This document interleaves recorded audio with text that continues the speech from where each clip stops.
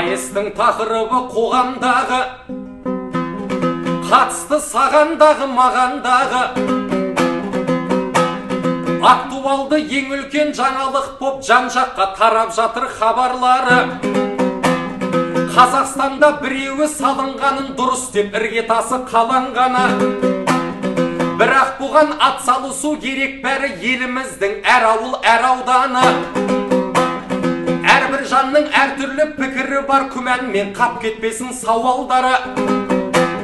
Сондықтан да қазанның 6-сында референдум болады деп хабарлады. Билікпенен халықтың арасында алтын көпір орнату бар арманы. Жұмыла көтерген жүк жеңіл болар, бірлігің мызғымасын санаңдағы. Әрбір жанның дауысы өте қымбат, бұл айыз ұлы дүние ғаламдағы.